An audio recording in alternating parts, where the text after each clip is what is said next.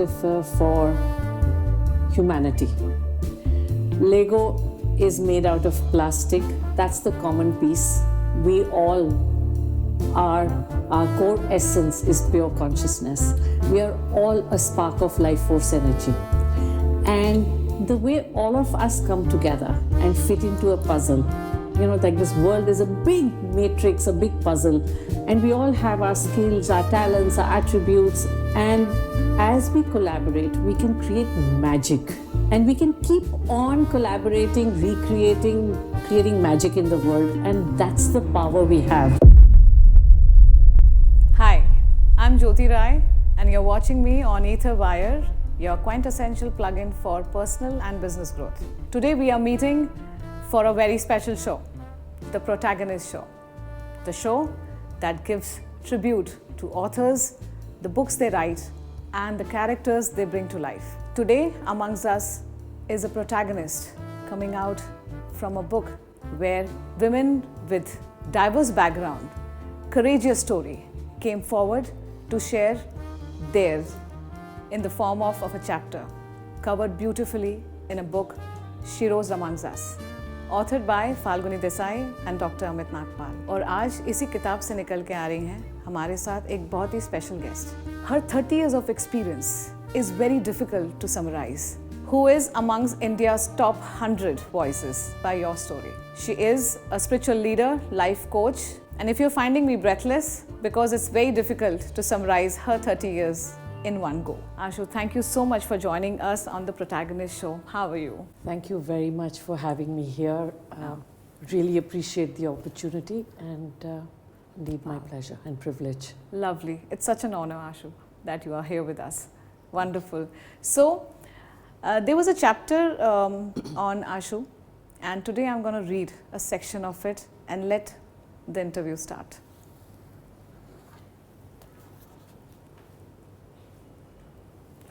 It's a phenomenal chapter, Ashu, and thanks for sharing it, just like me and many others who are getting inspiration for what you wrote. Women and leadership in business. I'm reading a very interesting paragraph. The catalyst for change came in the form of a conversation that sparked transformation. A senior manager, entrenched in outdated thinking, suggested she should stay at home because she didn't need to work for financial reasons. He even told me I would have to work harder than others just to prove myself. She recounts the memory still vivid. That comment, though dismissive, ignited a fire within Ashu, compelling her to reevaluate her path. So let's understand from Ashu, how did the reevaluated path look like, and how did the dismissal turn into her triumph? Ashu, very important question. I know your personality by now. You don't confront, you soak, you move on. In this section, a dismissal made you reevaluate. What was the question in your mind? I'm going to give you an answer you may not be expecting. It was a realization. It was not a question. It was a realization that I had been taking myself for granted. I had rejected my inner voice. I didn't trust myself enough, and it was time for me to stand up and trust myself more and stand up for myself and stand up for that voice that I had inside me. So what that leader really did was provoked me into getting out of staying stuck in that need for acceptance, of trying to fit in, and really say, okay, what is my real path? And it also made me realize that, or notice rather, that there are so many leaders who are stuck in their perceptions. Perception of success, perception of gender, women, what are the shoulds, woulds, haves? I mean, that's not an open society. And that is not an empowering society. When you're so stuck in your perceptions, when you look beyond, There is so much more to each one of us. And that is what I decided to do and say, okay, I'll come back stronger. There is that bit in me, I will do it. So it's not about proving it. I think it's more about saying, how can I turn this adversity into an opportunity? And how can I really find the lesson in it? And how can I stand up for what I believe is the truth rather than fall prey to what is others' perception or their truth? That doesn't mean it has to be my truth. I think you have given us a very important nugget of wisdom, and I believe the audience would be very excited to hear this. And this is the beginning of the interview, and look at the insights. A dismissal leading to triumph is the section that we are focusing on. A dismissal that did not stop or make Ashu self-doubt. She introspected, and that silence of introspection became her fuel to go and challenge the status quo. Nobody can dismiss us except us. We dismiss ourselves. A very profound message from Ashu. Ashu, thank you so much for sharing that insight.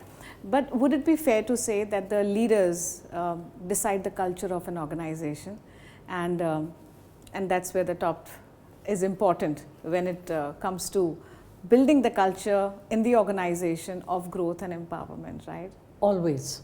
Okay. It's like, let's put it this way. We are the first ones to blame our parents for what went wrong. Why? Because yes. While even as adults we make that mistake, not realizing we've already are adults in our own right and are can set our own choices. But fact of life is, yes, there are influences. Any society, any leadership, any organization leader does set the tone. And it is, there's a quote by Peter Drucker that culture eats strategy for breakfast. Okay, so if however good your strategy, if your culture is not conducive, nothing can work. Yes. Awesome. I think that really sums up well. Evolving and moving beyond, reevaluating is a process of an evolved mind. In her earlier career, she got a dismissal from her leader. It did not make her change anything in her. She just reevaluated her path and moved on, went on.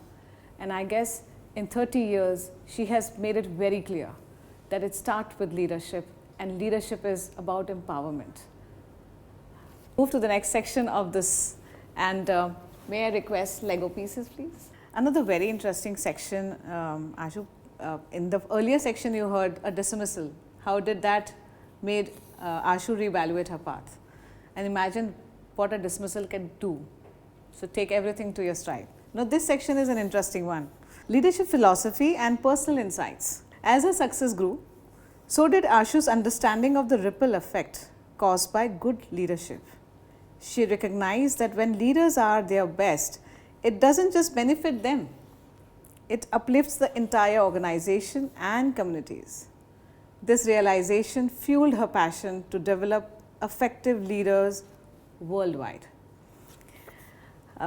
Another very interesting aspect of leadership is we have all gone through the phases of self-doubt. The entire book that we see here, and of course your journey, you worked with leaders all across. They all pass through the tunnel of self-doubt. How does that happen? How do you make them a new person? So I'm going to ask you to do something before I respond. Okay, like somersault or something? Play with me.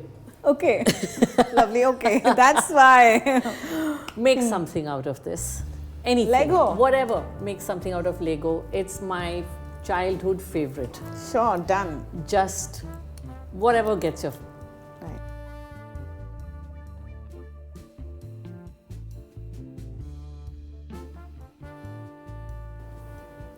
Outstanding. I made something and I don't know, but I put together something. No, it's your vision. So fabulous. All right. Let it fly. Okay, I now get it. You're trying to put the pieces of personality together when you're training these leaders, when you're coaching them. Self-doubt is not uncommon. Okay. All of us, because challenges only, and that's what life is about. The challenges get tougher as you have been through some parts and learned. Because there's always a new, harder lesson there for you. It's like shining the gold all the time. And the more you get chiseled, the more you shine. Now, for that chiseling, you have to get into the unknowns. You can have that moment of self-doubt, or actually you can sit back and not fall into this pit of it's lonely at the top. Honestly, that's a very sad statement, and I totally disagree with it, because it's as lonely as you make yourself be or feel. Life is not meant to be lonely. Life is meant to be, it's coexistence, it's relationships, it's abundance. When we see ourselves as one of many, and we actually see that we are interconnected, we are one, and how can we create magic together? Then it's more about sitting back and seeing, listening to yourself, your core, your inner voice, and saying, what do I need to do in this space? Now, if you go back 5 years, COVID, that was one time when I remember there was a Forbes article in March 2020. And one of the first things that I read in it was that leaders do not have a playbook. And what that sparked for me, again, was that no, I will assertively put out there, every human being has a playbook. We all have an inner playbook, which we call the divine voice, the inner voice, voice of awareness, that instinct, that intuition. We give it different names, but we all have it. And the more we learn to anchor with it, the more we learn to trust it, the more we can flow with life. I think that's so beautifully explained, and it really sets the right stacks of understanding to evaluate the whole process.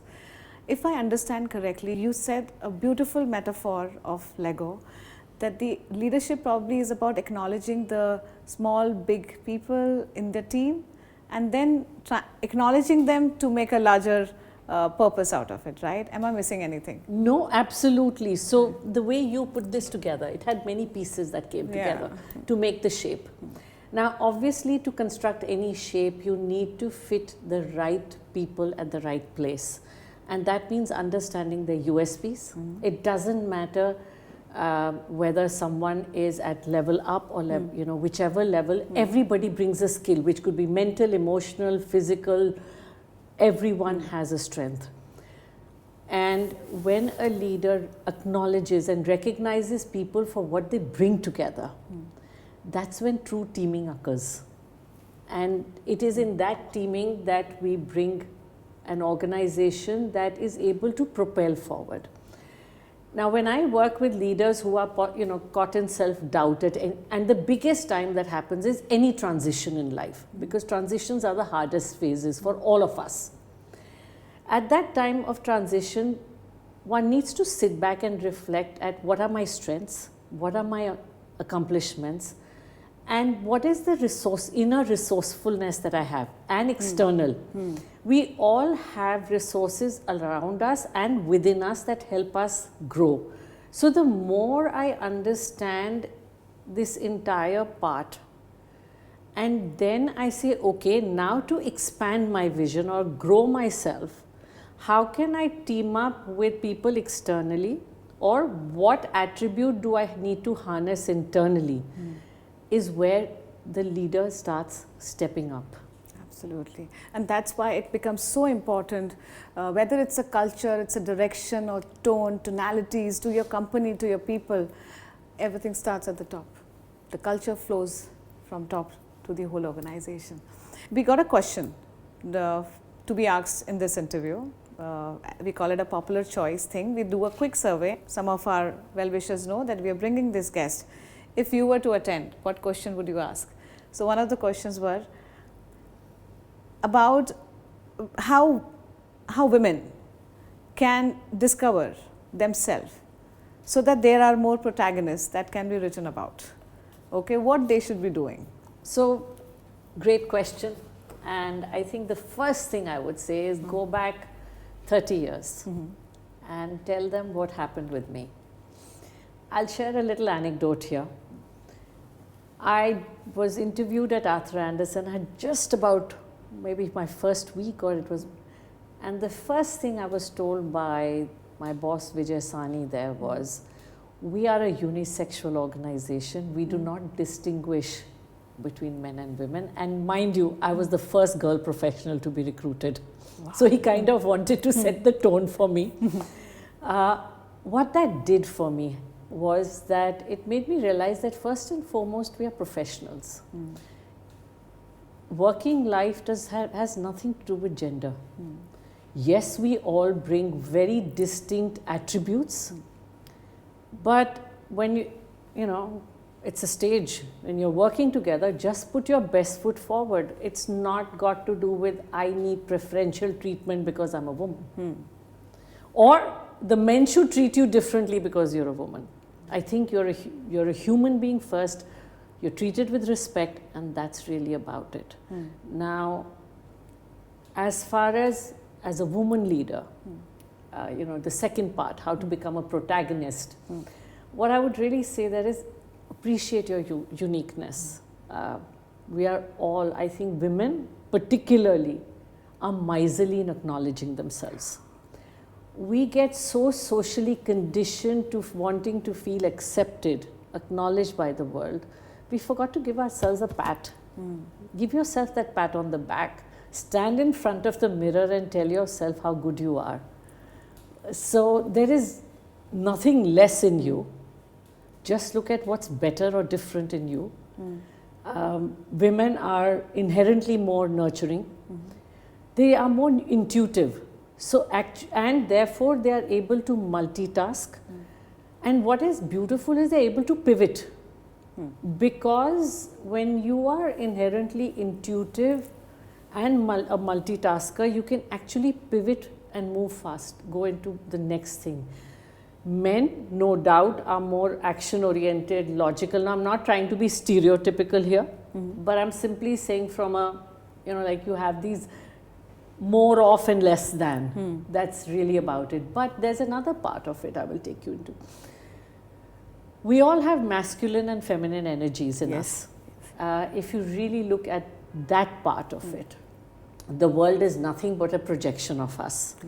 Now, if I have to become whole as a human being, I have to bring the masculine and feminine energies equally into play, not be hyper-logical or not be hyper-emotional. There has to be a balance, and it's that same balance that needs to come in the world. Fantastic. I think that's quite deep. That you're actually conveying that the leadership is actually beyond genders. And women or men who are wanting to go to the next life or the next level of their career should do by being the best professionals. And that's a great optic to have, right?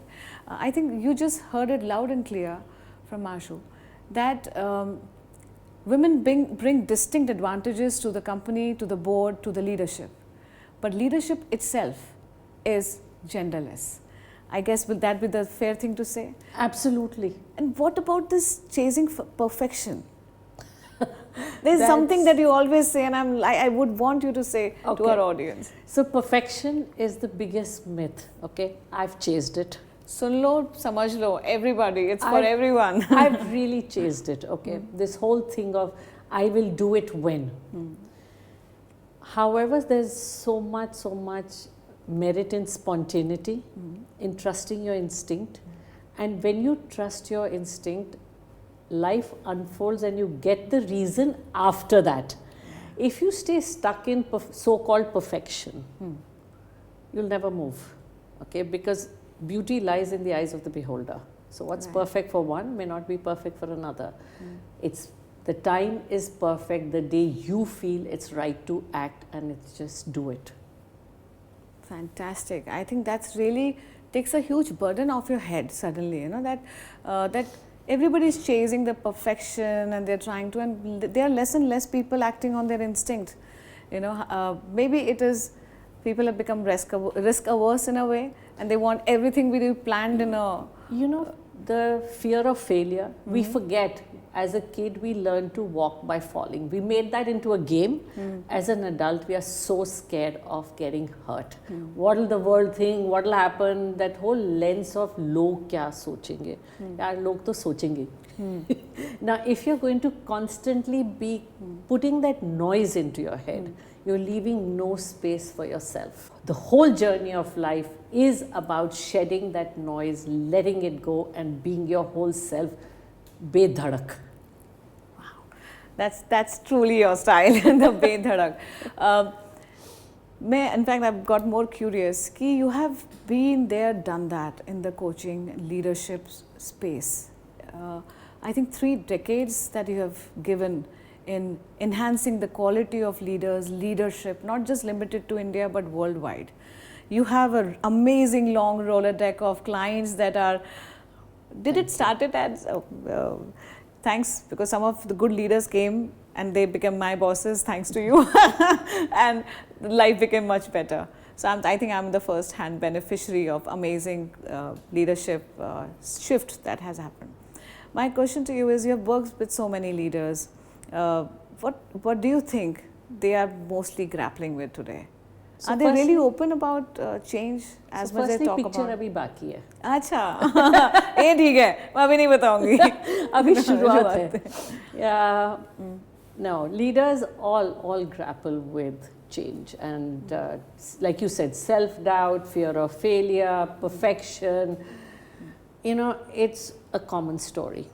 What they grapple with is, firstly, where they get stuck is the need to know it all. So if I'll flip the question, and the second place they get stuck is the need to look good. क्यों भाई? आप इंसान नहीं हो. The third thing they make, the biggest mistake they make, is not knowing their true identity. They get stuck in the title. They get stuck in the, the whole outer facade, rather than going in to know their true identity as pure consciousness. And when you get stuck in your ego, that is the biggest mistake you make, because at that time you stop growing. Yes, indeed. The ego really takes the... It's for all of us. Yeah, absolutely. Ashu, another important point that came up in our conversation while discussing this chapter, you mentioned about the ripple effect caused by good leadership. We want to know, and we want leaders to know, what will it look like when your leadership is as effective, and the ripple that it can bring. If you can help us quantify the ripple effect starting from one person on the top. We talked about how culture is set, the tone is set by a leader. The impact that a leader can have on an organization, society, communities, the world at large is huge. And the more you expand yourself, the higher or vaster can be your impact. So when I started out as a coach, one of the things that I was very clear on is I want to work with people at the top purely because of that power of impact. You change one, you change many, and that person becomes a catalyst for changing the culture of the organization. One happy leader is a happy organization. And happiness is my mantra. Yes. So it's really looking at that. So when you look at the ripple effect of any leader, actually I would say it's unquantifiable. I think I wouldn't give it a number, because it is impacting generations beyond. Right. You're impacting families, and if you look at many leaders today, they get into philanthropy, because what happens, you've achieved your vision, you set up the organization. At some point you need to let go to let the next generation of leaders come up. What do you do with all the skill and the great wisdom and experience you have? You start looking at how can I make a difference in the society and find my purpose. That's when that true purpose comes, because you've burnt that, what they call the seed of that desire to be that successful leader, have that success. Now it's time for you to make others successful, empower others, create change from, could be the grassroots level, could be from anywhere. Whether you look at education, food, health, there are leaders working in various spaces. And most of them get into it after they've set up an organization and they've had some success at saying, now I know how to do this. Once they get into that, then they have the ability to actually look at policies and other parts of things. So, you know, it's a multiplier exponential impact. Because they start getting a voice which is louder, more impactful on various platforms, various places, and their voice matters. I get you. So, one good boss can make your life or destroy two.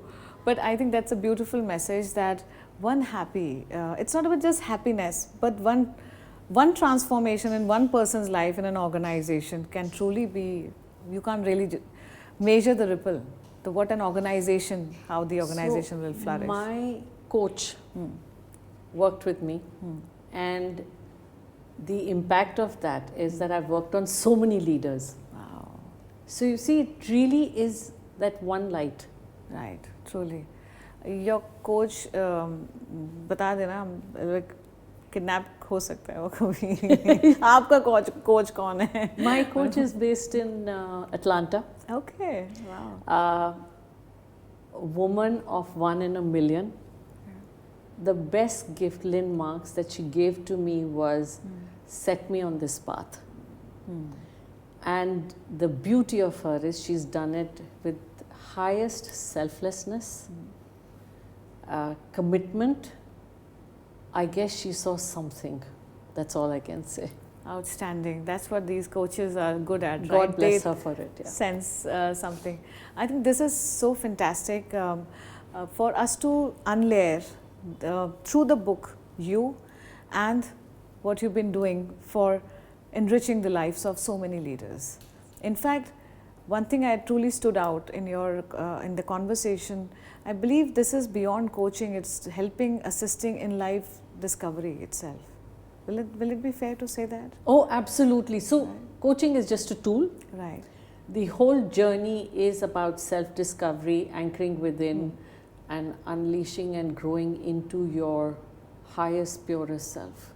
Wow.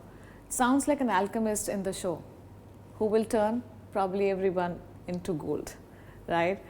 Thank you for watching this interesting conversation on the Protagonist Show with Ashu Khanna, a lighthouse for not just for leadership lessons or better grooming and coaching. In fact, lessons for discovering life itself. Ashu, this has been the most important minutes of my life in this show, and so much to learn, so much to gather and distribute. Thank you so much for coming to our show, and this was truly an honor. So thank you very much. First of all, I'd like to thank Dr. Amit Nagpal and Falguni for even covering my story, and for you to picking it up and turning it into a show. So thank you very much for giving me a voice. Thank you again. Thank you so much. That's truly an honor that you trusted it. But yes, 3 cheers for Falguni and Amit Nagpal, who put strong, courageous 32 of us in a book. This show was dedicated to Ashu Khanna.